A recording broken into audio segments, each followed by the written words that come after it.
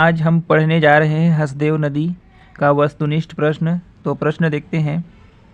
प्रश्न नंबर 1 है, निम्नलिखित में से कौन सी नदी छत्तीसगढ़ से प्रवाहित होने वाली प्रमुख नदियों में से एक है। तो देखिए, छत्तीसगढ़ से प्रवाहित होने वाली प्रमुख नदी है हसदेव नदी। Option number B. हसदेव नदी का उद्गम सोनहत पठार देवगढ़ पहाड़ी से होता है।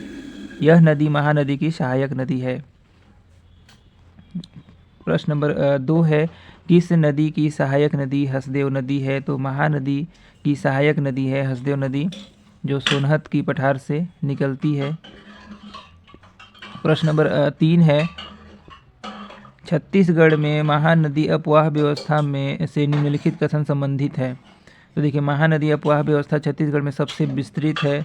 सही है। शिवनाथ महानदी की सबसे बड़ी सहायक नदी है। शिवनाथ नदी की लंबाई 290 किलोमीटर है छत्तीसगढ़ में, और महानदी की कुल लंबाई 858 किलोमीटर, और महानदी की छत्तीसगढ़ में लंबाई है 286 किलोमीटर है। हसदेव व पैरी महानदी की अन्य सहायक नदियां हैं। सही है। तो 1, 2, 3 इसका सही उत्तर हो जाएगा ऑप्शन नंबर ए। प्रश्न नंबर 4 है, किस नदी के तट पर कोरबा नगर स्थित है। तो महानदी, शिवनाथ, खारून या हसदेव। तो कोरबा नगर किस नदी के तट पर है। हसदो नदी के तट पर महानदी है। कोरबा नगर हसदो और अरिहर नदी के किनारे बसा हुआ है। ऑप्शन नंबर डी इसका सही उत्तर हो जाएगा। प्रश्न नंबर 5 देखते हैं, कोरबा शहर की नदियों के तट पर स्थित है। तो हसदेव और अहिरन नदी के तट पर कोरबा नगर स्थित है। प्रश्न नंबर 6 है, हसदो नदी के किनारे छत्तीसगढ़ का कौन सा जिला स्थित है। तो हसदो नदी के किनारे कोरबा जिला स्थित है। ऑप्शन नंबर बी इसका राइट आंसर हो जाएगा। प्रश्न नंबर 7 है, छत्तीसगढ़ का एक प्राचीन गढ़ पीथमपुर किस नदी के तट पर स्थित है। तो देखिए, हसदेव नदी के तट पर कोरबा, चांपा और पीथमपुर स्थित है। ऑप्शन नंबर ए इसका सही उत्तर हो जाएगा। प्रश्न नंबर 8 है, निम्नलिखित में से कौन सी नदी छत्तीसगढ़ की लंबी नदी है। तो छत्तीसगढ़ की लंबी नदी हसदो नदी है। इसकी लंबाई देखते हैं।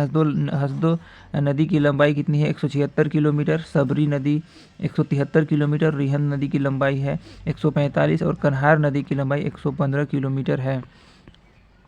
प्रश्न नंबर 9 देखते हैं, निम्नलिखित में से कौन सी जोड़ी सुमेलित है। बेसिन और छत्तीसगढ़ के प्राकृतिक क्षेत्र। तो कोरबा नदी बेसिन सुमेलित है। देखते हैं छत्तीसगढ़ का मैदान।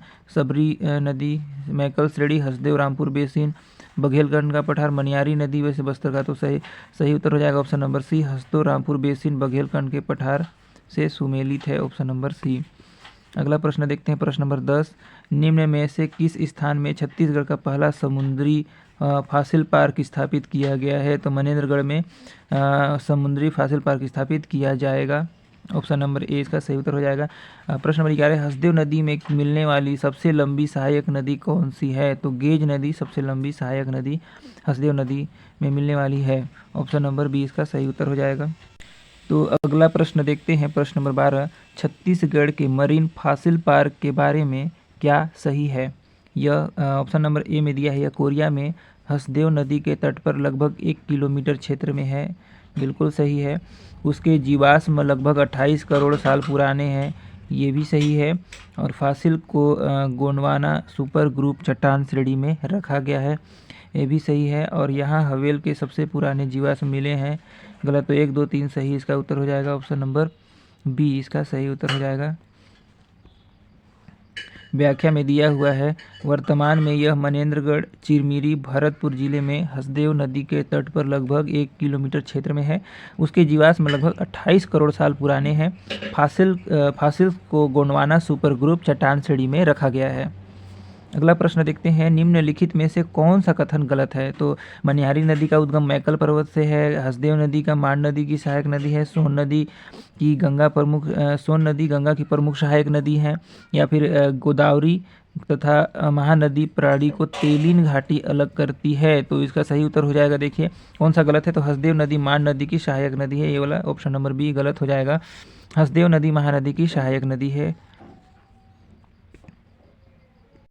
तो मांड नदी के बारे में देखते हैं। छत्तीसगढ़ की मांड नदी का उद्गम निम्नलिखित में से किस स्थान से होता है। तो मांड नदी का उद्गम मैनपाट से होता है। देखिए मांड नदी का उद्गम मैनपाट से हुआ है, साथ ही मैनपाट को छत्तीसगढ़ का शिमला भी कहा जाता है। ईब नदी के बारे में देखते हैं। ईब नदी खुर्जा पहाड़ी किस नदी का उद्गम स्थान है? तो देखिए ईब नदी का उद्गम होता है खुर्जा पहाड़ी से। जसपुर जिला के पंडरापाट के खुर्जा पहाड़ी के रानी झूला नामक स्थान से ईब नदी का एवं बखोना चोटी से कन्हार नदी का उद्गम हुआ है। अगला प्रश्न है ईब नदी का उद्गम स्थान है। तो देखिए ईब नदी का उद्गम स्थान खुर्जा पहाड़ है। और प्रश्न नंबर 3 है ईब नदी निम्नलिखित में से किस स्थान से शुरू होती है? तो ईब नदी रानी झूला स्थान से शुरू होती है। ऑप्शन नंबर 20 का सही उत्तर हो जाए। तो अगला वस्तुनिष्ठ प्रश्न देखते हैं गोदावरी नदी अपवाह तंत्र के बारे में।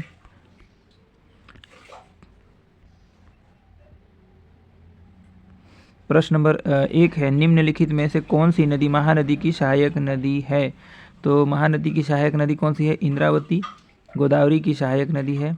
यानी कौन सी नदी महानदी की सहायक नदी है? तो इंद्रावती गोदावरी की सहायक नदी है।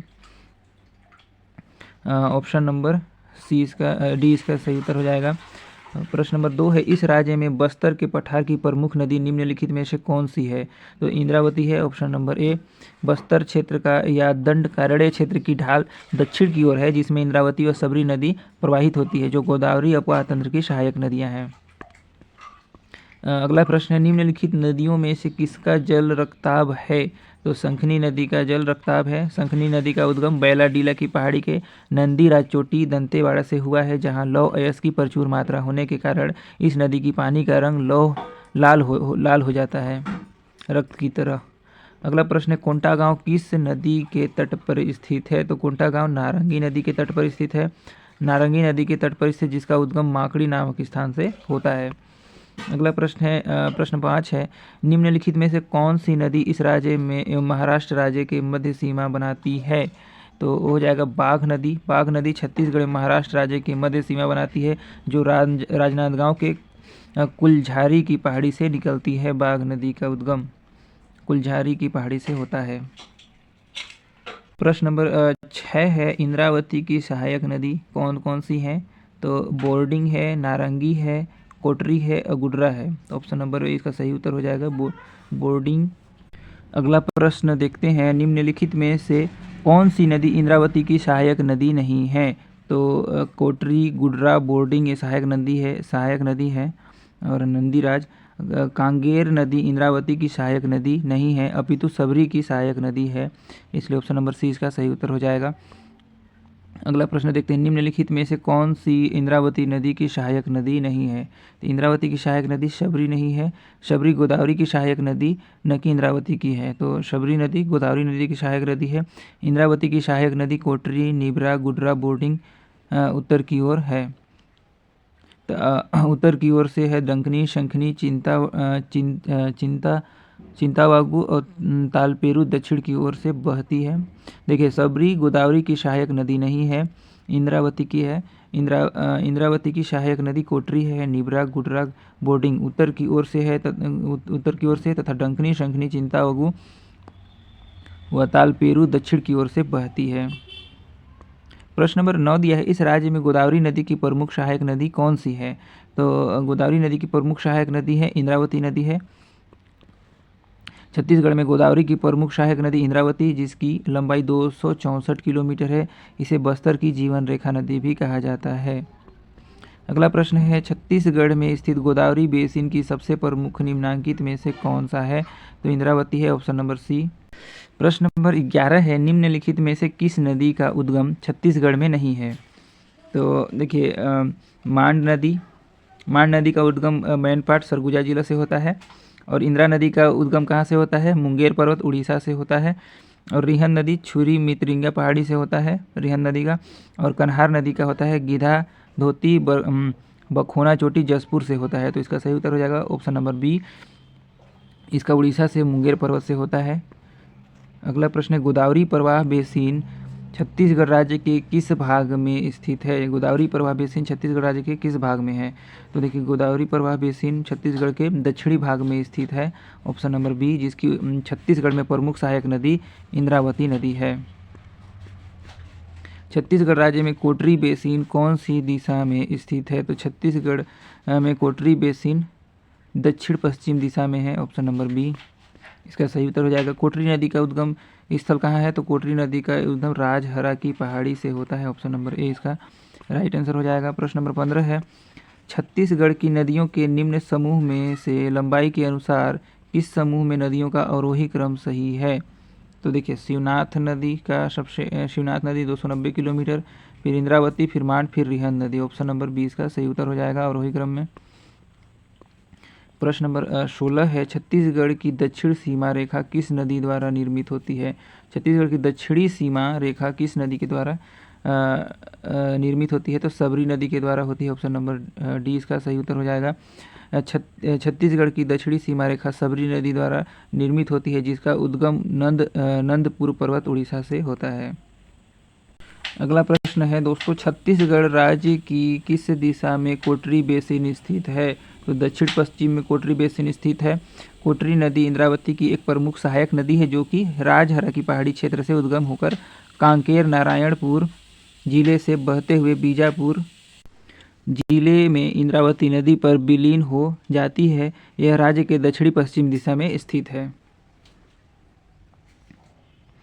अगला प्रश्न है, इंद्रावती किस नदी के क्रम की नदी है, तो इंद्रावती नदी गोदावरी क्रम की नदी है। इंद्रावती नदी गोदावरी अपवाह तंत्र की प्रमुख सहायक नदी है।